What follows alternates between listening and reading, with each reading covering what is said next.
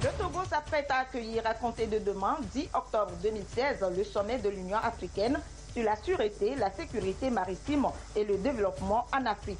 Tout est fin prêt et pour implorer la bénédiction divine sur cette rencontre continentale, des offices religieux sont organisés sur toute l'étendue du territoire national.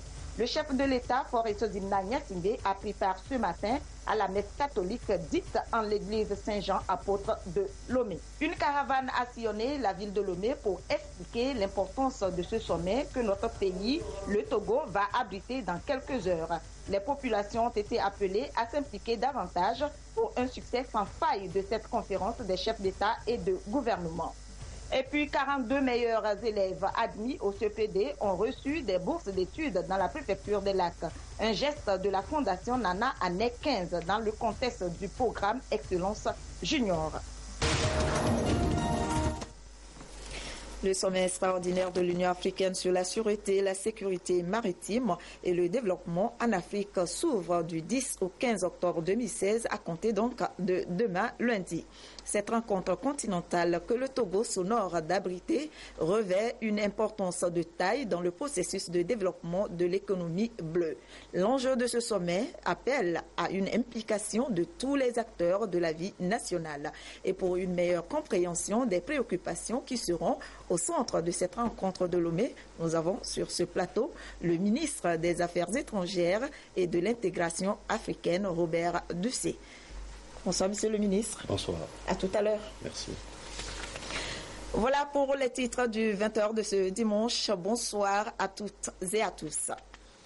Le sommet de l'Union africaine sur la sûreté, la sécurité maritime et le développement en Afrique s'ouvre ce lundi à Lomé au Togo. Avant donc la rencontre des chefs d'État et de gouvernement, les travaux seront axés sur des questions de coopération pour la sécurité maritime, mais aussi le potentiel du domaine maritime comme porteur de développement économique pour le continent qui compte 38 pays côtiers. Tout est fin prêt pour faire de cette rencontre continentale une réussite et le point de départ d'une nouvelle réflexion sur les moyens pratiques, juridiques et financiers pour faire du domaine maritime africain un outil de développement. Des offices religieux sont organisés pour implorer la bénédiction divine pour que ce grand événement continental qui réunira 54 pays africains soit un succès. Ce matin, le président de la République a pris part à la messe catholique dite en l'église Saint-Jean apôtre de Lomé pour la circonstance. Chazinambaga. Si l'Éternel ne bâtit la maison, en vain les bâtisseurs travaillent. Si l'Éternel ne garde pas la ville, en vain la sentinelle veille. C'est fort de cette parole biblique que le président de la République, Faure Sozimna Gnassingbé, qui s'est personnellement investi pour la tenue au Togo du sommet extraordinaire de l'Union africaine sur la sécurité, la sûreté maritime et le développement en Afrique, s'est joint à la grande famille des fidèles de l'Église catholique Saint-Jean apôtre de Lomé pour confier dans la foi le bon déroulement et la réussite de cette grande rencontre continentale. À Lomé, il s'agit de faire adopter et signer une charte contraignante qui engage l'ensemble des 54 pays du continent à protéger les mers et les océans. L'enjeu est donc de taille, d'où la nécessité de placer Dieu au centre des travaux pour des résultats à la hauteur des attentes. Voilà pourquoi le célébrant dans son homélie a convié le chef de l'État, les membres du gouvernement, les députés à l'Assemblée nationale, le peuple togolais et l'ensemble des fidèles à mettre leur foi en Dieu. Excellences, Mesdames, Messieurs, chefs et sœurs, si nous sommes là aujourd'hui, c'est pour supplier le Seigneur de veiller sur notre pays, de veiller sur cette section extraordinaire sur la sécurité maritime. Et Jésus nous dit aujourd'hui d'entendre ce cri des lépreux. Yeshua, aie pitié de nous, aie pitié de notre pays. Fais quelque chose pour nous, donne-nous ta grâce. Or, que va répondre Jésus à ces lépreux? Allez-vous montrer aux prêtres, allez voir les autorités religieuses. Et c'est une bonne chose. Et nous avons compris cette parole. C'est pourquoi nous sommes venus massivement, j'allais presque dire, c'est la République qui est rassemblée pour demander au Seigneur de veiller sur chacun d'entre nous.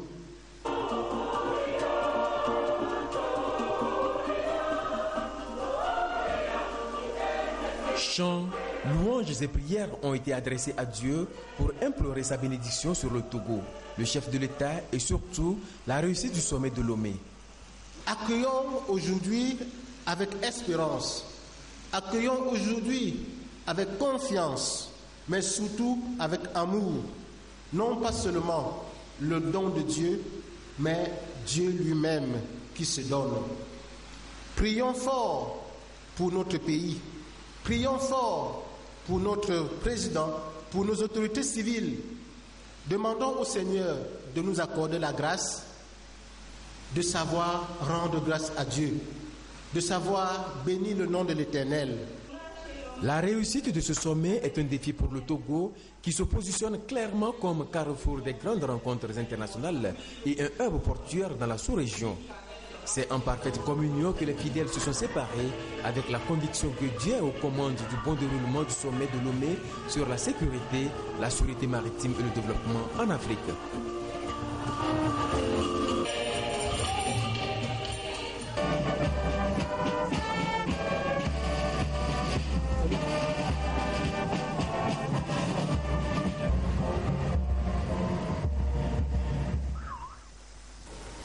À la chapelle internationale de la Fatade cet après-midi, les membres du corps de Christ ont prié également pour la réussite du sommet de Lomé sur la sécurité maritime. À la veille de ce rendez-vous continental, les fidèles chrétiens ont remercié Dieu qui a permis que le choix du pays hôte soit porté sur le Togo. Edem Sousoupo.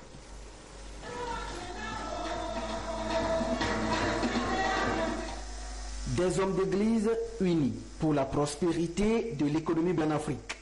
Ce regroupement de chrétiens dénommé le Corps de Christ a prié pour la réussite du sommet de Lomé sur la sécurité, la sûreté maritime et le développement en Afrique. Ils ont confié la sécurité des participants et des Togolais à Dieu. Nous voulons placer ce sommet sous les regards du Seigneur Jésus-Christ pour qu'il puisse protéger, qu'il puisse garder et qu'il puisse guider tous ceux qui viendront dans notre capitale et que la sécurité qui est vraiment du Seigneur même soit assurée afin que ce sommet se passe sous la houlette et sous les regards du précieux de notre Seigneur Jésus-Christ. C'est là l'objectif parce que nous croyons en lisant les buts et les objectifs du sommet, ça part de l'économie. Et l'économie, ça part de la vie de l'homme. C'est Dieu qui a créé les mers. C'est lui qui a créé les terres, les forêts. Et il a placé cela pour le bien de l'homme. Et c'est avec des chants de louange et d'adoration qu'ils ont magnifié le Seigneur qui, selon eux, a permis que le Togo abrite ce rendez-vous continental. Et Lomé qui fait peau neuve à quelques heures de l'ouverture des travaux du sommet de l'Union africaine sur la sécurité maritime. L'opération de salubrité s'est poursuivie aujourd'hui avec les services techniques de l'ANASAP. Robert Kotogwe, Lucassi. La ville de Lomé fait sa toilette pour accueillir le sommet de l'Union africaine sur la sécurité maritime. Le nouveau visage qu'affichent certains grands axes routiers et les places publiques le confirment. Le carrefour GTS2A, de plus en plus méconnaissable, totalement transformé en espace vert. Aujourd'hui, vous pouvez constater que tous ceux qui passent ont un sourire aux lèvres, au visage qui leur donne une envie de rester ou bien de regarder un peu par rapport à ce qui existait avant. Nous voulons aussi agir sur la psychologie des passants. Ici, n'était pas comme ça. Nous associons les espèces de fleurs africains et occidentaux afin d'embaumer le lieu. Quand vous passez, vous pouvez respirer l'odeur de certaines fleurs qui donnent envie de rester un peu. Lorsque vous voulez recevoir un étranger chez vous, vous rendez votre maison propre et belle. L'aménagement de l'espace de GTA en espace vert pour donner un cadre, un paysage joli à la ville. L'emblématique place Colombe de la Paix est aussi en pleine rénovation. À côté, un autre espace vert aux couleurs artistiques est aménagé pour rendre ce carrefour plus attractif et lumineux. À l'œuvre, l'Agence nationale d'assainissement et de salubrité publique.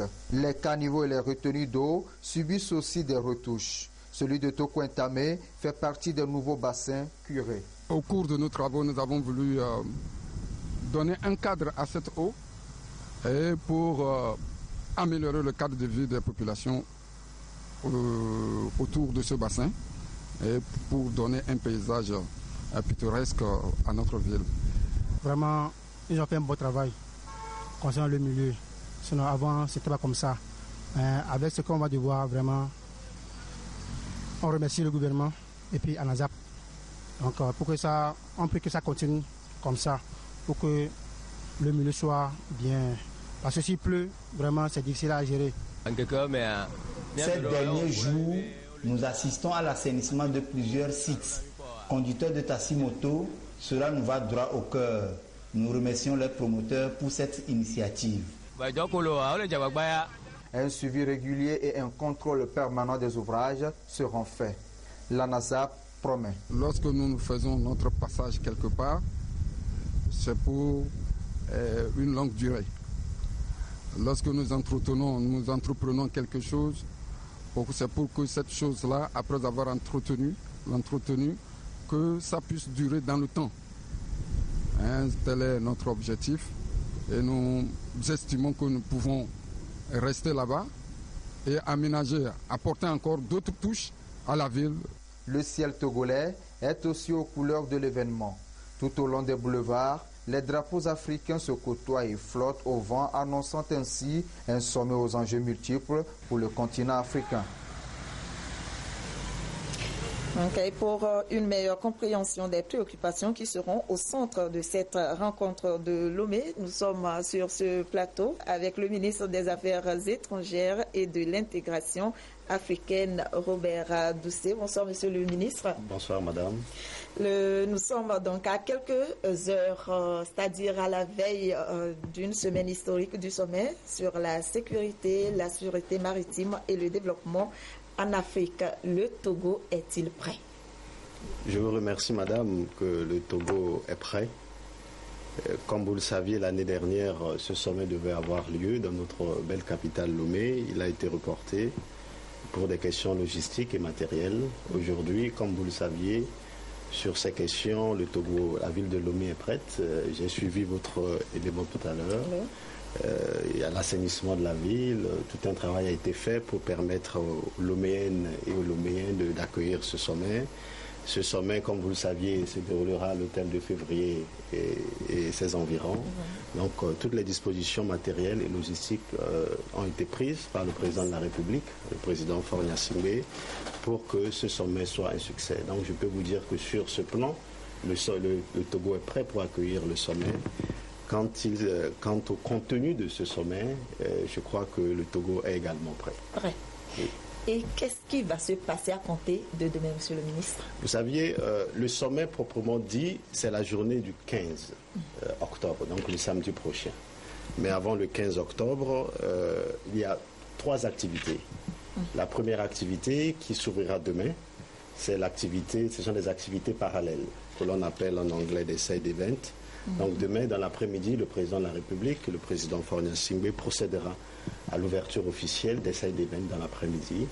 Et à partir du mardi 11 jusqu'au vendredi 14, nous aurons sur l'esplanade du Palais du Congrès plusieurs événements, deux autres événements.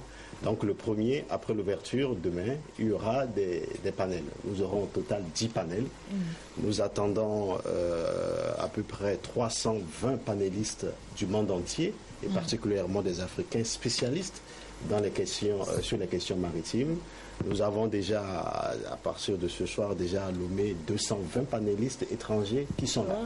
Ces étrangers sont là, ils seront présents demain à l'ouverture. Et le mardi, ils vont commencer les activités. Donc 10 panels au total, ça veut dire à peu près 2 panels par jour sur 4 jours. 2 panels et demi parce qu'il y a certains jours où c'est 3 panels. Donc voici les activités qui se dérouleront au niveau du village des partenaires. Une seconde activité c'est que ce village des partenaires est ouvert à des expositions. Nous avions des stands, au total 49 stands. Ces stands-là sont pris par des grosses sociétés internationales dans le domaine maritime. Ces sociétés vont exposer leurs produits, les dernières innovations que nous voyons dans le domaine maritime seront exposées. Et bien sûr que les populations togolaises sont invitées à aller sur l'esplanade du Palais de Congrès à partir de mardi pour visiter ces stands et voir ce que le monde maritime est en train d'innover ces derniers temps. Et justement, le dispositif sécuritaire, si les Togolais tous seront autorisés à aller comme ça, bien sûr que les Togolais sont autorisés, vous saviez... sans badge, sans rien, comme ça. Pour avoir accès au stand, on n'a pas besoin de badge. Mais pour avoir accès au panel, il faut un badge. Donc pour avoir accès au stand, sans badge, bien sûr que pour des raisons de sécurité, il y aura une fouille rigoureuse par nos forces de défense et de sécurité. Et donc ça vous permet, pièces d'identité. Bien sûr, ça vous permet d'aller sur les stands et de voir ce qui est, de voir tous les exposants. Mais pour participer aux discussions, au panel, il faut être inscrit et il faut avoir un badge. Donc c'est deux choses qu'il faut distinguer. C'est important de le noter pour la simple raison que la volonté du président de la République, c'est que le sommet soit porté par les Togolaises et les Togolais. Donc on ne peut pas organiser, un side event qu'il y ait des exposants et que les Togolaises et les Togolais ne se rendent pas sur les lieux. Les étrangers seront nombreux. Bien sûr, les étrangers seront nombreux, mais il faut permettre aux Togolais d'y aller et je crois que toutes les dispositions sont prises pour que les uns et les autres puissent se rendre sur les stands. Je voulais également profiter pour vous dire que bien que le sommet commence le 15, il y a 2 réunions qui précèdent le sommet. Le 11, ce mardi 11, il y a la réunion des ambassadeurs et le 13, la réunion des ministres des Affaires étrangères. Et c'est après ces 2 réunions que les textes du sommet seront présentés à la conférence des chefs d'État et de gouvernement. Ça promet alors. Merci. Et il y a certainement beaucoup de choses qui ont favorisé le choix du Togo d'abriter ce sommet. Oui, vous avez raison. Vous savez que l'histoire de ce sommet est assez longue, mais nous n'allons pas nous éterniser là-dessus. D'abord, je crois qu'il faudrait remercier le président de la République pour sa vision. C'est lui-même qui a introduit ce point à l'ordre du jour de la conférence des chefs d'État et de gouvernement de l'Union africaine lors de la 23e session du sommet des chefs d'État de l'Union africaine à Malabo. Donc, 2 ans après, parce que c'est le président de la République qui a introduit le point à l'ordre du jour, les chefs d'État, ses pairs, ont souhaité que la conférence de l'Union africaine qui doit avoir lieu sur le thème puisse être accueillie dans un pays. Et parce que c'est le président de la République, naturellement, le Togo a été choisi par les chefs d'État et de gouvernement de l'Union africaine pour abriter ce sommet. Et donc, c'est pourquoi le Togo abrite ce sommet. Et bien sûr qu'ici, il faudrait voir que le Togo a pris des initiatives. Et donc, ces initiatives-là ont payé, de telle sorte qu'aujourd'hui, je crois que toutes les Togolaises et tous les Togolais doivent être fiers d'accueillir ce sommet à Lomé, surtout que depuis 2000, donc depuis le sommet de l'Union africaine ici, de l'organisation de l'Union africaine à Lomé, 16 ans après, c'est la première fois que le Togo va accueillir autant de chefs d'État et de gouvernement. En tout cas, nous en sommes très honorés et on parle de grands enjeux. C'est quoi concrètement ? Vous saviez, le sommet de Lomé est très important parce que, comme je viens de vous dire, c'est la première fois que les chefs d'État et de gouvernement de l'Union africaine se réuniront autour d'une thématique pointue qui est celle de la sécurité et de la sûreté maritime et le développement en Afrique. L'enjeu essentiel du sommet de Lomé est l'adoption et la signature d'une charte. C'est très important parce que lors de l'avant-dernier sommet, donc du 26e sommet ordinaire des chefs d'État et de gouvernement de l'Union africaine à Addis Abeba, les 30 et 31 janvier passés à Addis Abeba, les chefs d'État et de gouvernement ont décidé que le sommet de Lomé doit aboutir à l'adoption et à la signature d'une charte.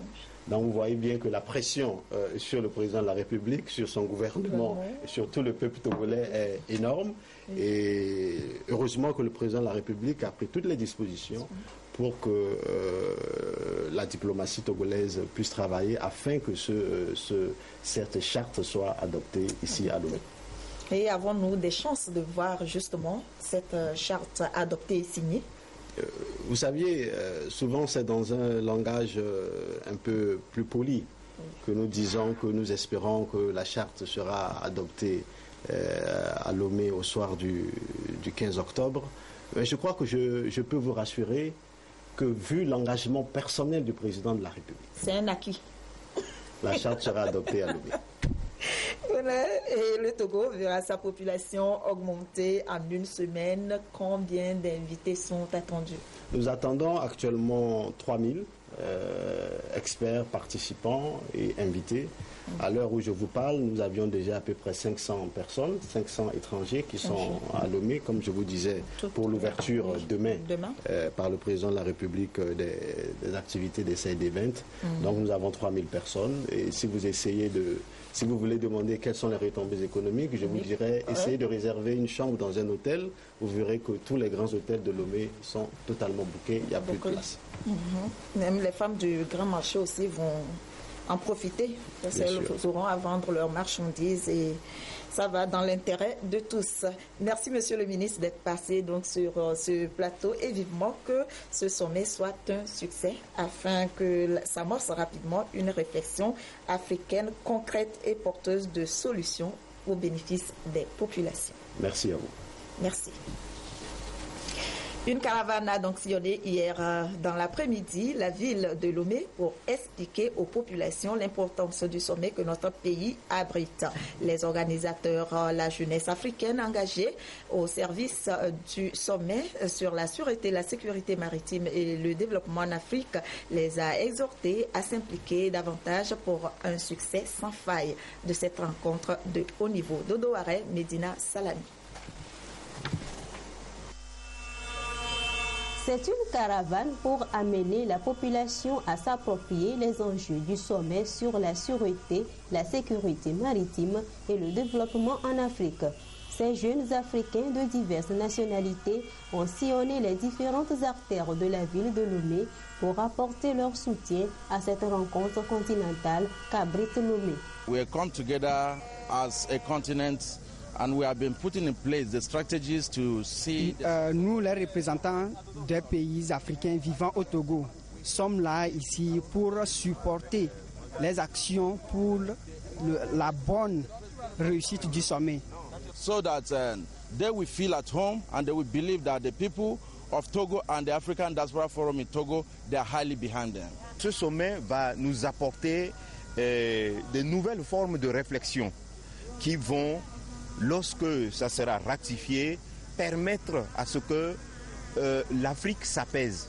L'initiative vient du Congrès africain pour le développement, la démocratie et la relance économique.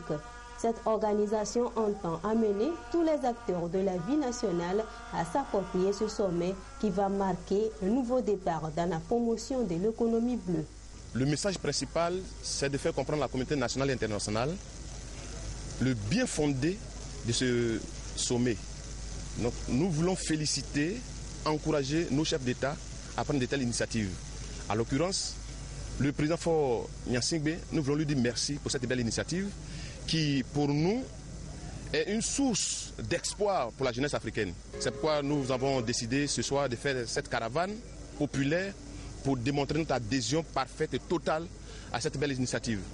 Ensemble, nous voulons soutenir le sommet des chefs d'État sur la sécurité maritime qui va démarrer à partir de lundi. Donc, toute la jeunesse est mobilisée pour que cette conférence-là soit une réussite. C'est la raison pour laquelle les jeunes ont voulu sortir, apporter leur soutien. C'est donc un pas décisif que ces jeunes, dans leur volonté de promouvoir la charte qui sera adoptée dans quelques jours à Lomé, en vue de la sécurité des mers et océans pour le développement de l'économie bleue en Afrique. En 1958, l'Organisation des Nations Unies a mis en place un instrument juridique devant réglementer les trafics maritimes et protéger l'espace marin. C'est une institution internationale appelée l'OMI, Organisation maritime internationale. Le Togo, étant membre à part entière de cette organisation, a mis les bouchées doubles pour se mettre aux normes préconisées par l'OMI. Quelle est la mission de l'OMI et les efforts effectués par le Togo en matière de respect des clauses de l'institution pour la protection de l'espace marin? Voyons cela dans ce dossier réalisé par Augustin Kossi.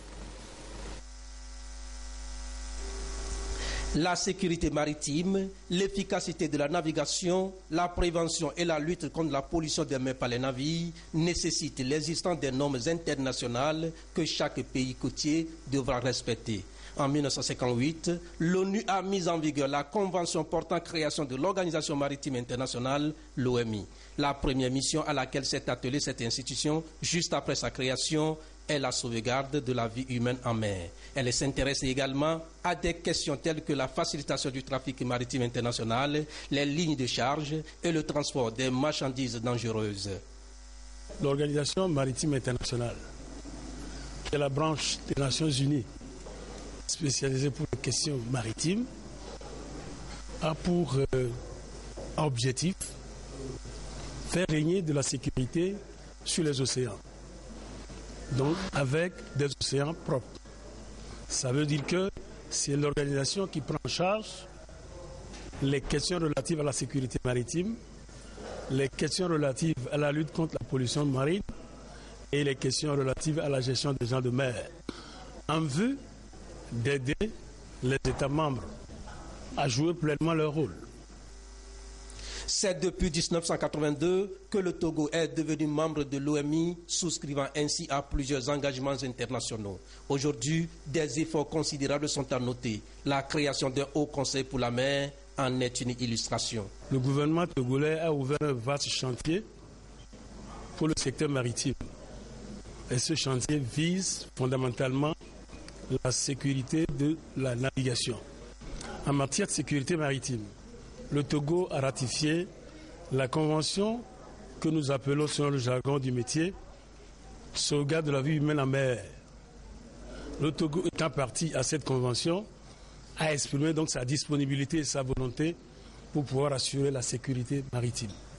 Aujourd'hui, même si nous avons les ressources humaines qualifiées avec les moyens matériels qu'il faut aussi l'arsenal juridique pour pouvoir exercer convenablement ses missions.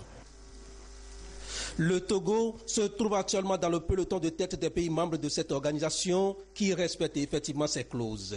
C'est bien sûr l'une des raisons qui justifie le choix de Lomé pour abriter le sommet de l'Union africaine sur la sécurité, la sûreté maritime et le développement en Afrique du 10 au 15 octobre. Au finish, la charte de Lomé sera signée pour la promotion de l'économie bleue et le développement en Afrique. La rentrée scolaire 2016-2017 au Togo, c'est pour bientôt. Le 17 octobre prochain, le gouvernement et ses partenaires s'activent pour soutenir les enfants démunis. Un lot de kits scolaires est mis à la disposition de l'Agence nationale de solidarité par l'ambassade d'Égypte au Togo, qui se chargera ensuite de les distribuer aux ayants droit. Dodo Aré, Augustin Kossi. C'est une réponse à l'appel de mobilisation des ressources lancé par l'Agence nationale de solidarité pour soutenir les enfants en situation de vulnérabilité à cette rentrée scolaire 2016-2017. Les kits ont été remis par l'ambassade d'Égypte au Togo. Il y a beaucoup de besoins, il y a beaucoup de demandes pour aider les enfants, pour aider les écoles, pour aider les étudiants. Et c'est pourquoi nous avons continué notre tradition avant le début de l'année scolaire. C'est un bon temps de venir ici, malgré l'agenda chargé pour le sommet, pour juste dire que l'Égypte et avec le Togo. Aussi, l'Égypte soutient-elle le Togo dans les domaines de formation et de l'enseignement supérieur. De 2014 à 2016, plus de 300 jeunes Togolais ont bénéficié de cet appui et ont étudié en Égypte. Des gestes de solidarité fort appréciés par le ministère en charge de l'action sociale. Nous devons absolument et sincèrement, au nom de Madame la ministre et au nom du gouvernement, dire un grand merci à l'ambassade d'Égypte au Togo et dire également que ce n'est pas la première fois que ce geste vient de l'ambassade d'Égypte. Ce n'est pas la première fois, c'est devenu carrément une tradition. Et quant aux bénéficiaires, nous l'avons dit, ce sont des enfants démunis, des enfants vulnérables, que sont des enfants orphelins, que sont des enfants issus des familles assez modestes qui n'ont pas assez de moyens pour assurer la scolarité de leurs enfants. La rentrée scolaire au Togo, c'est le 17 octobre prochain. Les dons réceptionnés par l'Agence nationale de la solidarité seront distribués au centre de prise en charge des enfants démunis pour leur assurer une bonne reprise des cours. La Fondation Nana Ané 15 a de son côté octroyé des bourses d'études aux élèves studieux qui ont obtenu leur CEPD dans la préfecture des Lacs. Ils sont au total 42 pour le compte de la 5e promotion. Augustin Kossi. Et l'excellence en milieu scolaire promue à travers cette signature de convention de bourse d'études et d'aide scolaire. 42 meilleurs élèves au CEPD 2016 dans la préfecture des Lacs entrent ainsi dans le programme Excellent Junior de la Fondation Nana Ané 15. Les bourses couvrent les frais scolaires, de même que les fournitures et matériel didactique de la 6e en terminale. Mélina est première de cette 5e promotion. Je remercie beaucoup la Fondation Nana Ané et à mes prochains camarades de beaucoup apprendre, car seul le travail paye. Nous voulons que toutes les préfectures emboîtent le pas pour aider notre jeunesse à cultiver l'excellence. Dans le groupe, il y a des enfants qui ont 18, 19 de moyenne. Mais c'est ceux-là qu'il faut encourager et nous sommes satisfaits que les parents aussi nous aident à réussir ce programme. Les 4 premières promotions bénéficient également du renouvellement de leur bourse d'études et d'aide scolaire. Pour être maintenus dans le programme, une moyenne annuelle d'au moins 14 sur 20 est requise.